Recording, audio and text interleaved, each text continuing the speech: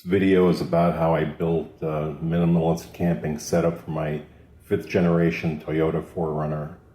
All it is a deck for a bed and a cabinet on the side for stowing cooking utensils and pots and pans, and also for making coffee.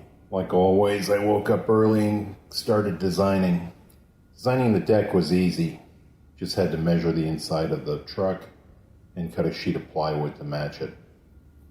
Upholstering the plywood with rubber was pretty easy. All I did was use this diamond plate rubber and fasteners and trimmed it and folded it over and put screws in to bolster it nice and tight.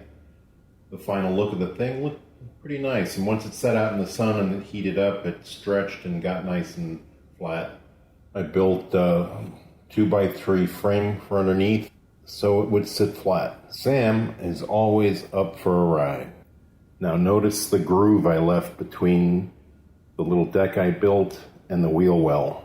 That's to leave a nice tight gap for the cabinet to slide in and lock. At its widest part, the plywood is 4 feet wide, just like that rubber, so you're going to have an exposed edge. I suggest painting that with some kind of waterproofing material. Now you've got yourself a bed platform. Or if you have a dog, the dog thinks it's his bed platform. But it's not time to go out for a ride just yet.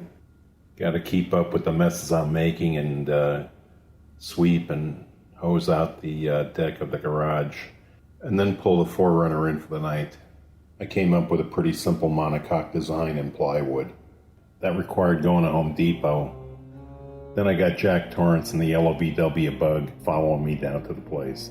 Not today, Mrs. Torrance. I'm buying 1x2 foot aluminum diamond tread. The first thing I'm going to do is take my main piece and fit it, make sure it's right, make sure the angle is right so it matches the angle of the door frame in the front and in the back. The next piece that I install is the shelf that goes immediately above the wheel well. That serves as a foundation for the 2 side wings and also the front cup holder.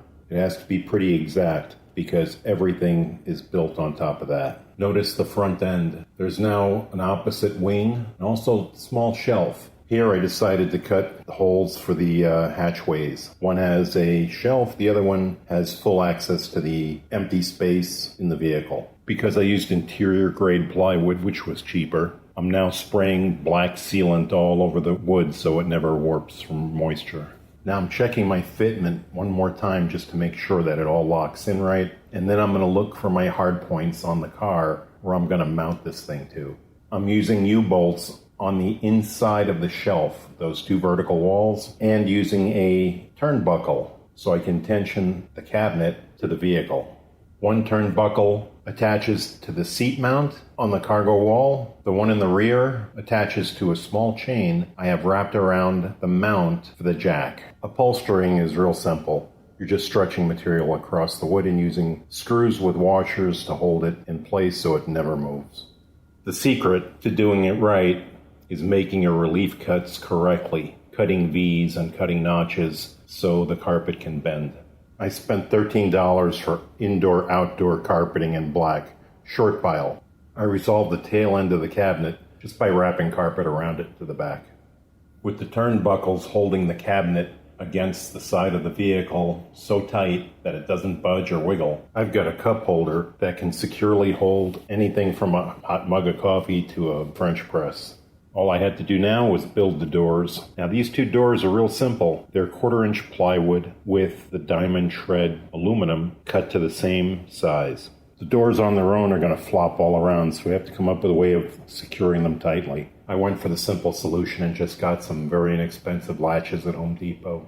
$3 and change for the pair. And that's it. I was done. The next time I go camping, I can just throw a mattress or a sleeping bag down on that deck, throw a pillow behind my head, or use a duffel bag for a pillow and sleep there.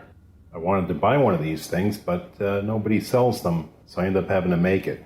Maybe I should sell them. $1,200. That's how much grief there is in it, plus materials. Toyota should have offered this as an option. I would have checked the box.